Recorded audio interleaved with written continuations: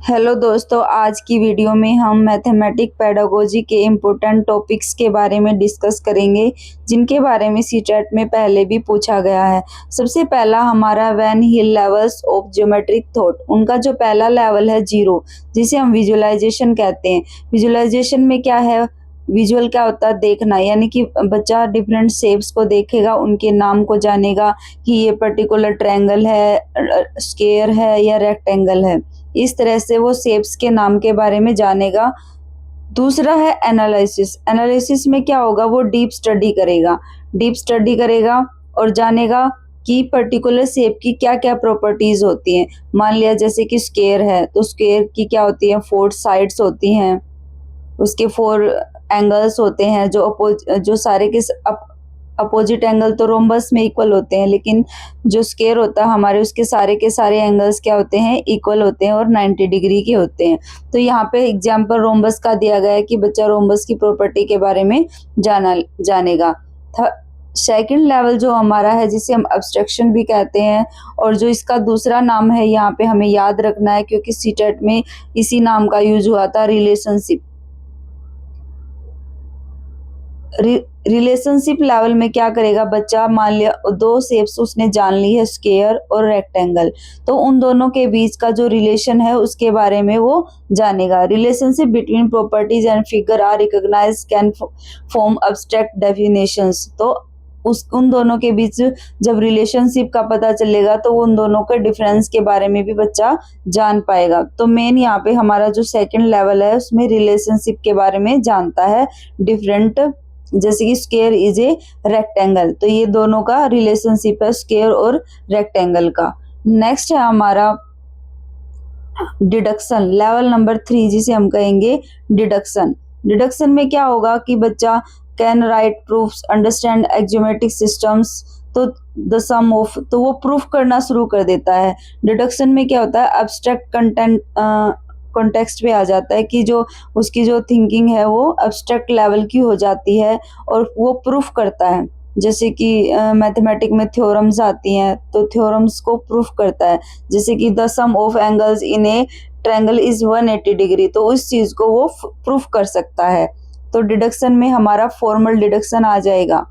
Next है हमारा सबसे लास्ट लेवल है, जो level 4, geometry studied in the abstract comparing different axiomatic system. यहाँ पे तो वो थ्योरम को प्रूफ करेगा, यहाँ पे तो सिर्फ थ्योरम को प्रूफ करेगा और यहाँ पे वो उनको कंपेयर करेगा 4th लेवल में। जैसे कि हमने विजुअलाइजेशन में क्या सीखा था कि जो बच्चा है शेप्स के बारे में जानेगा, उसके बाद वो सिर्फ शेप्स के नाम के बारे में जानेगा।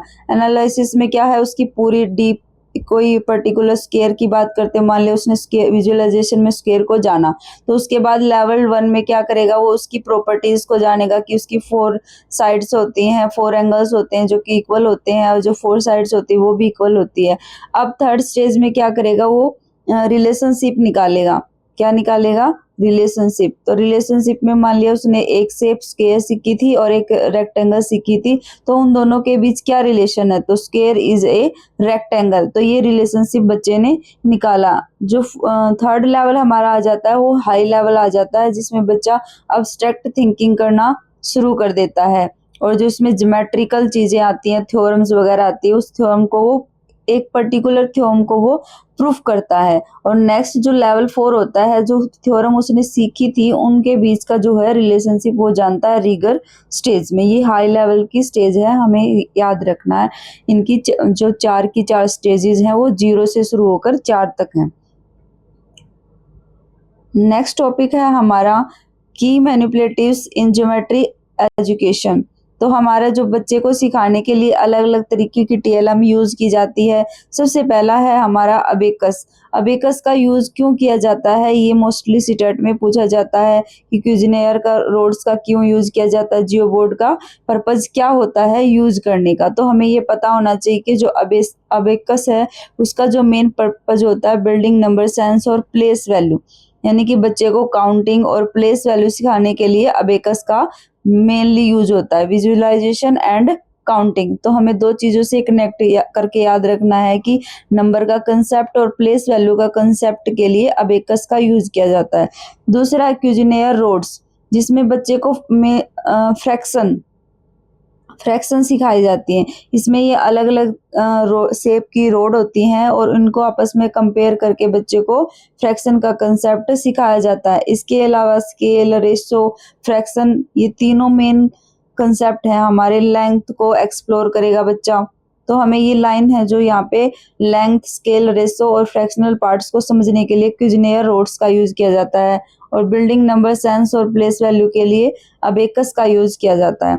नेक्स्ट है हमारा geoboard, formulates relationship between properties and figures. तो ये हाई लेवल का होता है। हमें यहाँ पे ये याद रखना है कि शेप्स का जब कंसेप्ट आ जाता है तो उसके लिए हम जियो बोर्ड का यूज करते हैं। प्राइमरी लेवल पे हमें शेप्स के लिए मेनली इसका यूज करते हैं। नेक्स्ट टॉपिक है हमारा की concepts in primary mathematics teaching. तो असेसमेंट क्या होती है और फीडबैक क्या होता है। तो दो तरह की हमारी mainly formative and summative assessment होती हैं। फॉर्मेटिव असेसमेंट क्यों की जाती है? बच्चे को फीडबैक देने के लिए, कंटिन्यूस इम्प्रूवमेंट करने के लिए, ताकि बच्चे के में जो लर्निंग गैप है उसी टाइम उसको फील किया जा सके और उसको उसमें सुधार किया जा सके। लेकिन जो समेटिव होती है वो एंड ऑफ द ईयर होती है। जो एनुअल एग्जाम होते हैं बच्चे के, वो समेटिव असेसमेंट होता है। लेकिन फॉर्मेटिव असेसमेंट का हमें इसको कंटिन्यूस इम्प्रूवमेंट के साथ कनेक्ट करके याद रखना है। नेक्स्ट है हमारा nature of mathematics concepts and exploration. तो यहाँ पे यही बताया गया है कि जो बच्चे हैं वो रोट लर्निंग से नहीं सीखेंगे, वो एक्सप्लोर करेंगे, उनको रियल लाइफ से कनेक्ट करेंगे, क्रिएटिव बनेंगे, लॉजिकल और आर्ग्यूमेंट करेंगे, इस तरीके से मैथमेटिक्स को सीखेंगे। वो उनमें रोटिंग मेथड को नहीं इंकरेज करना है। नेक्स्ट है हमारा primary mathematics teaching curriculum and pedagogy किस तरीके के होने चाहिए। जो करिकुलम है वो फ्लेक्सिबल होना चाहिए। पेडागोजी में क्या है, जो कंक्रीट से एब्स्ट्रैक्ट की तरफ जाना चाहिए, यानी कि बच्चे को पहले इमेजेस का यूज करके सिखाना चाहिए, फिर हमें जो वर्ड्स की प्रॉब्लम आती है उनकी तरफ जाना चाहिए। नेक्स्ट हमारा है मैथमेटिक्स इंपॉर्टेंट कंसेप्ट्स में ऑर्डिनल और कार्डिनल नंबर। तो ये भी इनके बारे में भी सीटेट में पूछा गया है। तो ये इंपॉर्टेंट टर्म्स हैं तीनों की तीनों, इनके बारे में हमें पता होना चाहिए।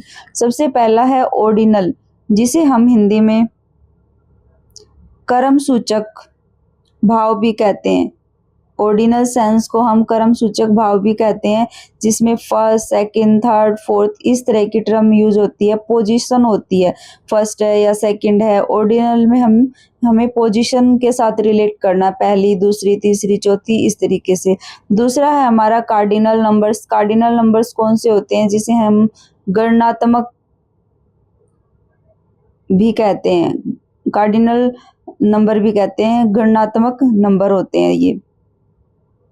इसकी गणना की जाती है, जैसे कि हमारे पास 5 चीजें हैं, 4 हैं, 3 हैं, तो क्वांटिटी दिखाता है। तो जो ऑर्डिनल नंबर होते हैं इसको हमें किससे कनेक्ट करना है? पोजीशन के साथ। ऑर्डिनल नंबर क्या दिखाते हैं? Position, first, second, third, fourth. और जो कार्डिनल होते हैं हमारे, वो क्या दिखाते हैं? क्वांटिटी, कि कितनी है। गणनात्मक बोलते हैं इसको, क्वांटिटी मेजर की जाती है। जैसे कि फर्स्ट, सेकंड, थर्ड, फोर्थ, ये हमारा ऑर्डिनल का एग्जाम्पल है। और टोटल चिल्ड्रन कितने हैं? 5, तो ये हमारा कोऑर्डिनल का। यहाँ पे हमने क्वांटिटी करी है और यहाँ पे बच्चों की पोजीशन है। तो ऑर्डिनल में पोजीशन के साथ कनेक्ट करना है और कार्डिनल को क्वांटिटी के साथ। नेक्स्ट है हमारा स्पेशियल रीजनिंग। स्पेशियल रीजनिंग का जो है, हार्वर्ड गार्डनर की जो मल्टीपल इंटेलिजेंस की थ्योरी है, उन्होंने 9 तरह की इंटेलिजेंस की बात करी है, जिसमें एक स्पेशियल इंटेलिजेंस भी है। तो जो शेप्स वगैरह में बच्चा अच्छा होता है तो वो होता है स्पेशियल इंटेलिजेंस। शेप्स आ जाता है, मैप्स आ जाता है। लेकिन प्राइमरी लेवल पे मेनली अगर स्पेशियल रीजनिंग का कोई भी ऑप्शन आता है, क्वेश्चन आता है, तो हमें शेप्स के साथ रिलेट करना है उसका। The which of the following cubes can be made from the given cube. तो बच्चा क्या है, शेप्स के बारे में उसकी जो अंडरस्टैंडिंग अच्छी होती है स्पेशल रीजनिंग में। नेक्स्ट क्वेश्चन है हमारा algebraic thinking. Algebraic thinking is the ability to generalize pattern, use symbols or letter to present unknown and solve problems। algebraic thinking में क्या है, जो नंबर्स के बीच जो रिलेशन होता है, पैटर्न होता है, बच्चा उसको पहचान पाता है। जिस तरह से यहाँ पे एग्जाम्पल भी दिया हुआ है, तो algebraic में हमें पैटर्न के साथ कनेक्ट करना है, नंबर पैटर्न के साथ। तो बच्चा algebraic में नंबर पैटर्न को पहचान पाएगा, तो उसकी वो एक अलजेब्रिक थिंकिंग होगी। तो तीनों का जो है ordinal, cardinal, spatial reasoning, algebraic thinking, इन तीनों का मीनिंग हमें पता होना चाहिए। अगर ये ऑप्शन में आ जाते हैं तो आसानी से हम उनको सोल्व कर पाते हैं। नेक्स्ट है हमारा teaching learning practices in mathematics. तो कौन से मेथड हमें यूज करने चाहिए, एक्टिविटी बेस्ड लर्निंग होनी चाहिए, कंक्रीट मटेरियल्स का यूज होना चाहिए, डिस्कशन को एनकरेज करना चाहिए, कोलैबोरेशन बच्चों में होना चाहिए, रियल लाइफ कनेक्शंस होने चाहिए, प्रॉब्लम सॉल्विंग अप्रोच होनी चाहिए बच्चे की। अगर हम बच्चे को प्रॉब्लम देते हैं तो उसको क्या है, वो स्टेप वाइज सोल्व करे। इस तरह की टीचर को डायरेक्ट आंसर नहीं बताना चाहिए, बल्कि बच्चे को अपॉर्चुनिटी देनी चाहिए कि वो प्रॉब्लम को खुद से सोल्व करे। नेक्स्ट है हमारा open ended questions and close ended questions. Open ended questions और क्लोज एंडेड क्वेश्चंस में मेन डिफरेंस जो है हमें ये ध्यान में रखना है कि जो क्लोज एंडेड क्वेश्चंस होते हैं उनका फिक्स आंसर होगा, हर बच्चे का सेम आंसर मिलेगा हमें। और लेकिन जो ओपन एंडेड क्वेश्चन होते हैं वो बच्चे चाइल्ड टू चाइल्ड अलग होगा, उनका जो आंसर होगा। जैसे कि for example, find as many different ways as you can to make the number 10। मान लिया क्वेश्चन में ऐसे पूछा गया है कि 3 ऐसे तरीके जिनसे हम जिन 2 नंबर का जोड़ हम 10 बना सकते हैं। तो कोई बच्चा 1 + 9 2 + 8 3, कोई ये लिख सकता है, कोई ये 3 लिख सकता है, तो ये कोई ये 2 और ये लिख सकता है। तो हर बच्चे का अलग अलग आंसर हो सकता है। Different answers are possible more than 1 correct response. तो एक से ज्यादा करेक्ट रिस्पॉन्स जिसमें होते हैं वो होता है ओपन, यानी कि खुला है बच्चा एक से ज्यादा मोर करेक्ट रिस्पॉन्स दे सकता है। लेकिन only one correct answer close है, बंद है रास्ता, उसमें केवल एक ही रास्ता है जाने का और एक ही फिक्स आंसर होगा क्लोज एंडेड में। For example, which of the following is the next number in the pattern. तो यहाँ पे केवल 10 ही आंसर आएगा, कोई और आंसर नहीं हो सकता। अगर किसी बच्चे ने दूसरा कोई रिस्पॉन्स दिया है तो उसका वो गलत हो जाएगा। नेक्स्ट है हमारा मैथमेटिक्स करिकुलम। तो किस तरीके का करिकुलम होना चाहिए। Is a planned sequence of learning experience that help student develop mathematical concept. तो ये एक प्लान्ड सीक्वेंस लर्निंग एक्सपीरियंसेस होता है। जो करिकुलम पाठ्यक्रम क्या होता है, प्लान्ड होता है। सबसे पहले बेस्ड ऑन लर्नर्स नीड्स, जो करिकुलम है बच्चे की आवश्यकताओं और उसके इंटरेस्ट के अकॉर्डिंग होना चाहिए। पहले बच्चों को छोटी क्लासों में सिंपल जो कंसेप्ट है वो इंट्रोड्यूस करने चाहिए, फिर कॉम्प्लेक्स की तरफ जाना चाहिए। रियल लाइफ से कनेक्ट करने वाला होना चाहिए। प्रमोट अंडरस्टैंडिंग नोट लर्निंग, तो ऐसा होना चाहिए करिकुलम जो अंडरस्टैंडिंग पर फोकस डाले, ना कि रट्टाफिकेशन पे। Includes content, pedagogy and assessment. तो अलग अलग तरीके का कंटेंट होना चाहिए। टीचर किस तरीके का जो है पेडागोजी यूज करेगा वो होना चाहिए। असेसमेंट होनी चाहिए, फॉर्मेटिव, समेटिव, अलग अलग तरह की। For example, in a class 3 students first learn addition, subtraction of number, then move to multiplication and division. तो इस तरीके से हमारा सिंपल से कॉम्प्लेक्स की तरफ, कंक्रीट से अब्स्ट्रैक्ट की तरफ, कंसेप्ट, स्किल और एप्लीकेशन। पहले बच्चे को कंसेप्ट क्लियर करना चाहिए, फिर उसमें मास्टरी करेगा बच्चा, फिर उसको अप्लाई करेगा। नेक्स्ट है हमारा mathematics as social cultural process. तो मैथमेटिक्स हमारा क्या है, एक सोशल कल्चरल प्रोसेस होता है।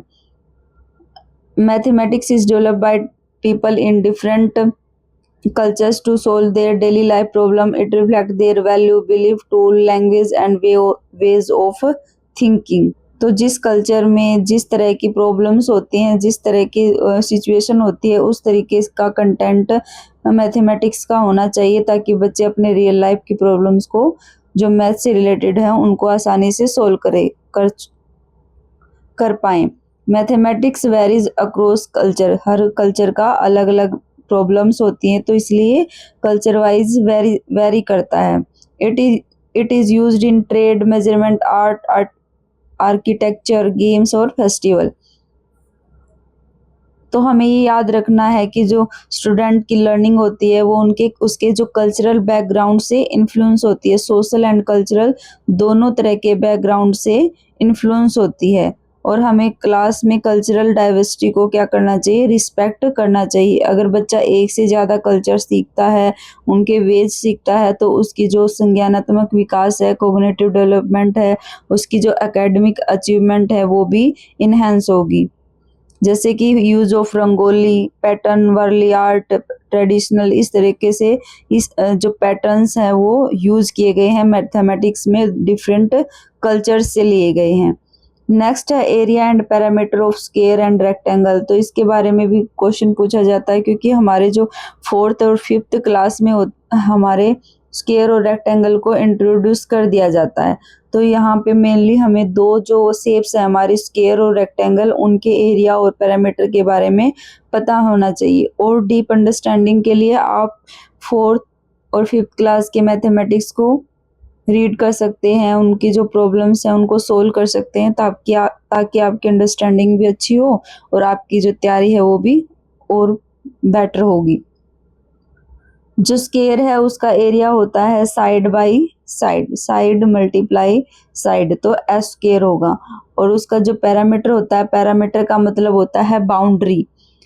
तो बाउंड्री कैसे होगी, मान लिया कोई पॉइंट एक इधर है, तो इधर से यहाँ चले, यहाँ से यहाँ चले। अगर आपको वैसे भी फार्मूला याद नहीं रहता और स्क्वायर की बात आती है और एक साइड का पता है, तो हमें चारों साइड का पता है, तो हम चारों साइड्स को जोड़ देंगे, या फिर हम 4 से एक साइड को मल्टीप्लाई कर देंगे। नेक्स्ट है हमारा रेक्टेंगल। रेक्टेंगल का जो एरिया होता है, जैसे यहाँ पे एस और एस लिया गया, यहाँ पे भी ऐसे ही लेंगे, लेकिन इसकी साइड्स को एक को लेंथ बोला जाता है, एक को ब्रेथ बोला जाता है। तो यहाँ इनको मल्टीप्लाई करेंगे और यहाँ इनको मल्टीप्लाई करेंगे। एरिया में मल्टीप्लाई होता है, और जो पैरामीटर होता है उसमें प्लस की जाती है सारी की सारी साइड। तो इसमें भी ऐसे यहाँ से यहाँ, यहाँ से यहाँ और यहाँ से यहाँ। तो इस तरीके से इसका जो फार्मूला है वो जनरेट किया जाता है कि L plus B, L plus B. तो L और L मिलके 2L हो जाएंगे, और B 2B। यहाँ पे 2 को कॉमन निकाल लिया, तो क्या बचा हमारा 2L प्लस बी। तो ये हमारा पैरामीटर का फॉर्मूला है। तो पैरामीटर को हमें बाउंड्री से कनेक्ट करके याद रखना है कि जो किसी भी शेप्स की जो बाउंड्री होती है वो उसका पैरामीटर होता है। अगर मान लिया कोई भी और शेप दी गई है इस तरीके से, तो इसका भी अगर हमें साइड्स का पता है तो चारों साइड्स को जोड़ देंगे, तो इसका पैरामीटर निकल जाएगा, पैरामीटर निकल जाएगा। और एरिया होता है अंदर का, तो एरिया तो अलग होता है। इस तरीके से हमने इस वीडियो में जो मैथमेटिक्स के सीटेट में आने वाले इम्पोर्टेंट कंसेप्ट्स के बारे में डिस्कस किया। यहाँ पे मेन हमें एरिया एंड पैरामीटर के बारे में पता होना चाहिए। जो मैथमेटिक होती है वो सोशल एंड कल्चरल प्रोसेस होती है, वो किसी भी कल्चर से इन्फ्लुएंस होती है। इसके अलावा हमें close ended, open ended questions के बारे में पता होना चाहिए कि ओपन एंडेड के मोर देन 1 रिस्पॉन्स हो सकते हैं, लेकिन क्लोज एंडेड का कोई फिक्स आंसर होता है, सब बच्चों का एक जैसा ही आंसर होगा। उसके बाद हमने करा था ordinal and cardinal number. Ordinal number क्या होते हैं, पोजीशन को बताते हैं, और कार्डिनल नंबर क्वांटिटी को बताते हैं कि 5 चिल्ड्रन है और पोजीशन फर्स्ट पोजीशन है, सेकंड है या थर्ड है, पहली है, दूसरी है, तीसरी है, इस तरीके से। स्पेशल रीजनिंग में हमें स्पेस के साथ कनेक्ट करके, शेप्स के साथ कनेक्ट करके याद रखना है कि स्पेशल मीन्स शेप्स, बच्चे शेप्स के बारे में बताएंगे। अलजेब्रिक में हमें पैटर्न के साथ कनेक्ट करना है कि बच्चे नंबर पैटर्न को पहचान पाएंगे। असेसमेंट में हमें दो फॉर्मेटिव एंड समेटिव असेसमेंट के बारे में पता होना चाहिए कि जो फॉर्मेटिव है वो ड्यूरिंग द क्लास होता है और समेटिव का सार निकालते हैं वो एंड ऑफ द सेशन होता है कि बच्चा जब एनुअल एग्जाम होते हैं उसको हम समेटिव असेसमेंट बोलते हैं। नेचर ऑफ मैथमेटिक्स का नेचर है वो रोट लर्निंग पे नहीं बल्कि एक्सप्लोर करने पर फोकस करता है। जो टीचर की जो पेडागोजी होनी चाहिए वो कंक्रीट से अब्स्ट्रैक्ट की तरफ होनी चाहिए कि बच्चा पहले इमेजेस के थ्रू सीखेगा फिर वो वर्ड प्रॉब्लम करेगा। यहाँ पर 3 इंस्ट्रूमेंट्स हैं जो मेनली मैथमेटिक्स को टीच करने के लिए यूज़ किए जाते हैं। सबसे पहला अबेकस। अबेकस को हमें काउंटिंग और प्लेस वैल्यू के लिए यूज़ करते हैं। क्विजिनियर रोड्स को फ्रैक्शन के लिए यूज़ करते हैं, रेसो के लिए यूज़ करते हैं और जियो बोर्ड को हम शेप्स के लिए यूज़ करेंगे। और सबसे पहले जो हमने वेन हिल लेवल्स या डिस्कस किए थे, यहाँ पे ये जो लेवल होते हैं वो 0 से शुरू होते हैं। सबसे पहला बच्चा विजुलाइज करेगा यानी कि किसी शेप्स को देखेगा, फिर एनालिसिस करेगा, फिर उसकी प्रॉपर्टीज के बारे में जानेगा, फिर बच्चा एब्स्ट्रैक्ट करेगा रिलेशनशिप, क्या उनका रिलेशनशिप है वो एब्स्ट्रैक्ट करेगा कि डिफरेंट शेप्स का क्या रिलेशनशिप है वो बच्चा एब्स्ट्रैक्ट करेगा। उसके बाद डिडक्शन जो हायर लेवल की जो मैथमेटिक्स है वो आ जाती है इसके अंदर। इसमें बच्चा थ्योरम वगैरह एक्सियोम्स वगैरह निकालेगा और फिर उनके बीच जो रिलेशन है वो रिगर जो लास्ट लेवल है उसके अंदर हमारा निकालेगा। जो प्राइमरी लेवल पे है जो मेनली 2 ही लेवल हैं, लेकिन हमें याद तो सारे रखने हैं, लेकिन मेनली जो पहले वाले जो 2 लेवल हैं उन्हें हमें मेनली याद रखना है। विजुअलाइजेशन में क्या करेगा, एनालिसिस, और इन तीनों के जो वर्ड्स के अगर हमें मीनिंग पता होगा तो हम आसानी से कोई भी क्वेश्चन सोल्व कर पाएंगे। अगर आपको वीडियो पसंद आई है तो वीडियो को लाइक करें, चैनल को सब्सक्राइब करें। Thank you.